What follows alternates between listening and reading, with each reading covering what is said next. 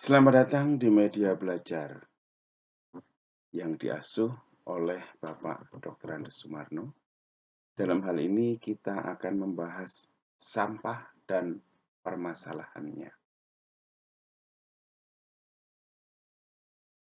Jangan lupa untuk subscribe terlebih dahulu.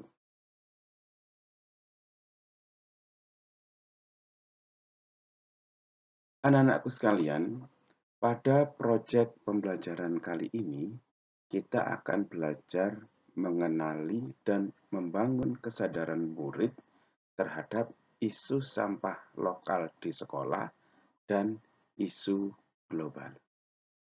Dengan tema Sampahku Masa Depanku. Apa yang kamu ketahui tentang sampah? Mengapa kita manusia selalu menghasilkan sampah? Bisa tidak kita tidak menghasilkan sampah? Apa yang harus kita lakukan? Pertanyaan-pertanyaan ini akan selalu muncul di benak kita apabila kita berbicara tentang sampah. Oleh karena itu, perlu adanya pemahaman lebih lanjut mengenai apa itu sampah dan penanganan sampah. Sampah adalah material sisa yang tidak diinginkan lagi dalam suatu proses. Berdasarkan sifatnya, sampah terbagi atas sampah organik dan anorganik. Sedangkan berdasarkan bentuknya, sampah terbagi atas sampah padat, cair, alam, konsumsi, manusia, hingga sampah radioaktif. Jenis sampah berdasarkan sifatnya.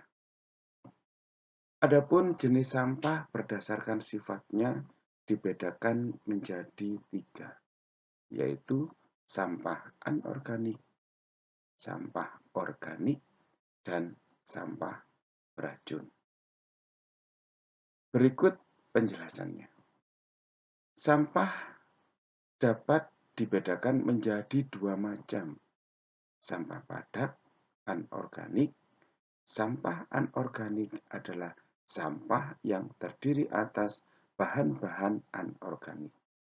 Contoh, bahan-bahan anorganik adalah bahan logam, plastik, kaca, karet, dan kaleng. Tidak bisa membusuk. Sedangkan sampah basah atau organik adalah sampah yang terdiri atas bahan-bahan organik. Sampah beracun. Selain sampah anorganik dan organik, ada juga jenis sampah yang sangat beracun. Biasanya, jenis sampah ini dihasilkan oleh limbah pabrik dan rumah sakit. Selain itu, sampah B3 juga bisa timbul akibat bencana dan bongkaran puing bangunan. Secara umum, sampah B3 ialah jenis sampah yang secara teknologi belum bisa diolah dan timbul secara periodik. Berdasarkan sumbernya, 1. Sampah alam, sampah manusia, sampah konsumsi, sampah nuklir, sampah industri, sampah pertambangan. Makna dibalik warna-warni tempat sampah.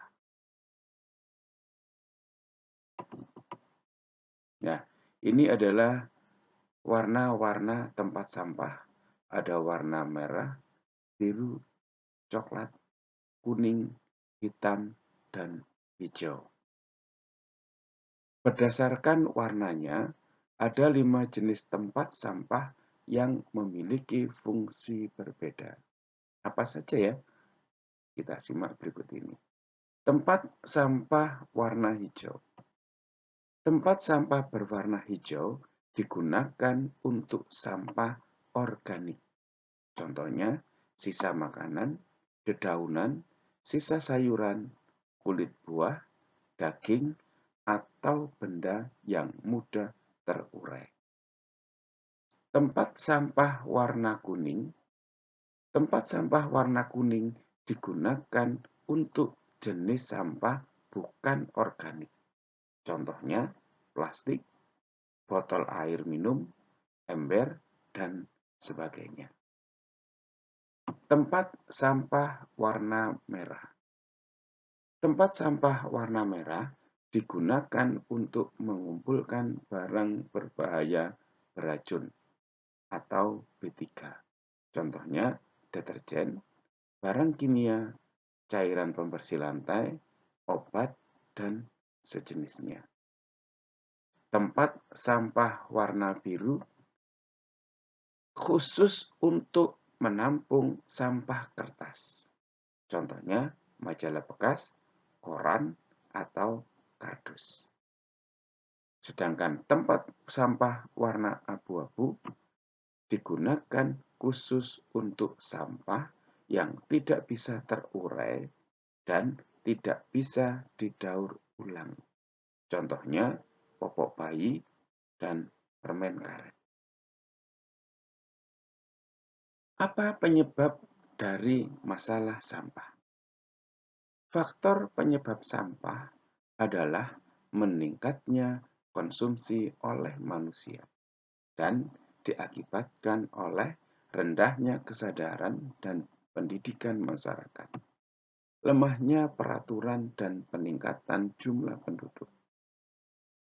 Sampah adalah barang yang berupa sisa aktivitas dan konsumsi manusia yang sudah tidak memiliki nilai ekonomis lagi. Apa itu masalah sampah? Masalah sampah adalah masalah bersama yang perlu dicarikan solusi bersama. Pemerintah, masyarakat, dan swasta yang tidak saling memberatkan, efektif, dan efisien. Apakah sampah merupakan masalah? Ya, sampah merupakan masalah yang dihadapi hampir seluruh negara di dunia. Tidak hanya di negara-negara berkembang, tetapi juga di negara-negara maju. Sampah selalu menjadi masalah. Rata-rata setiap harinya kota-kota besar di Indonesia menghasilkan puluhan ton sampah. Lalu bagaimana cara mengatasi masalah sampah? 1. Pilah dan buang sampah pada tempatnya. 2. Habiskan makanan. 3. Membawa kantung belanja dan alat makan sendiri. 4. Donasikan barang-barang yang tidak terpakai. 5. Daur ulang dan buat kompos dari sampah. Bagaimana cara mengatasi sampah di sekolah? 1. Ada kegiatan Jumat bersih. Stasiun air isi ulang untuk minum. Beralih ke pensil kayu atau ballpoint stainless. Buat komunitas atau grup peduli lingkungan. Lomba memanfaatkan sampah plastik. Tidak membeli makanan berbungkus plastik. Menolak sedotan dan gelas plastik dari kantin. Dampak sampah bagi masyarakat terhadap kesehatan. Lokasi dan pengelolaan sampah yang kurang memadai atau pembuangan sampah yang tidak terkontrol merupakan tempat yang cocok bagi beberapa organisme dan menarik bagi berbagai binatang seperti lalat, kecoa, dan tikus yang dapat menimbulkan penyakit. Potensi bahaya kesehatan yang dapat ditimbulkan sampah adalah sebagai berikut.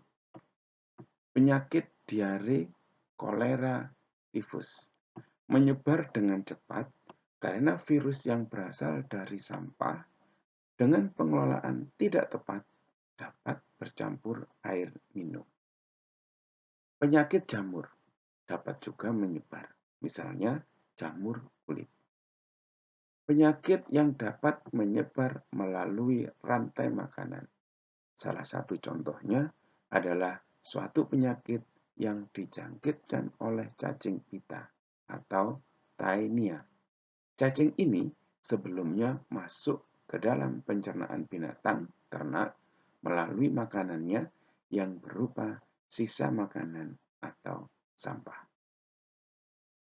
Sampah beracun. Telah dilaporkan bahwa di Jepang kira-kira 40.000 orang meninggal akibat mengkonsumsi ikan yang telah terkontaminasi oleh raksa atau hake. Raksa ini berasal dari sampah yang dibuang ke laut oleh pabrik yang memproduksi baterai atau akumulator. Terhadap lingkungan. Dampak terhadap ekosistem perairan. Pada satu sisi, sampah organik ini juga dianggap dapat mengurangi kadar oksigen ke dalam lingkungan perairan.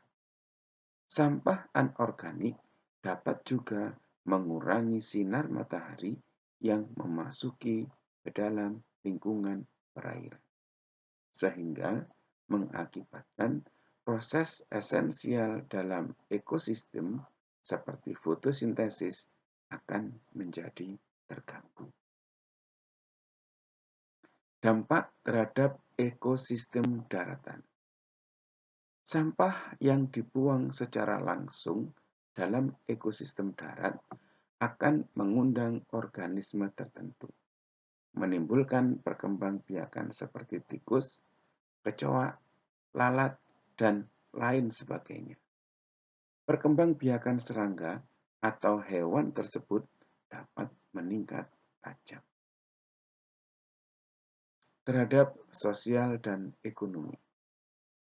Pengelolaan sampah yang kurang baik akan membentuk lingkungan yang kurang menyenangkan bagi masyarakat. Bau yang tidak sedap dan pemandangan yang buruk karena sampah bertebaran di mana-mana. Memberikan dampak negatif terhadap kepariwisataan. Pengelolaan sampah yang tidak memadai menyebabkan rendahnya tingkat kesehatan masyarakat. Hal penting di sini adalah meningkatnya pembiayaan secara langsung untuk mengobati orang sakit dan pembiayaan secara tidak langsung atau tidak masuk kerja dan rendahnya produktivitas. Pembuangan sampah padat ke badan air dapat menyebabkan banjir dan akan memberikan dampak bagi fasilitas pelayanan umum seperti jalan, jembatan, drainase, dan lain-lain. Infrastruktur lain dapat juga dipengaruhi oleh pengelolaan sampah yang tidak memadai, seperti tingginya biaya yang diperlukan untuk pengolahan air. Jika sarana penampungan sampah kurang atau tidak efisien, orang akan cenderung membuang sampahnya di jalan. Hal ini mengakibatkan jalan perlu lebih sering dibersihkan dan diperbaiki. Langkah tercepat menyelamatkan dunia dari kerusakan adalah dengan memulainya dari diri sendiri. Berbakti untuk negeri. Sumarno Guritno, blogspot.com. Akhirul kalam, wassalamualaikum warahmatullahi wabarakatuh.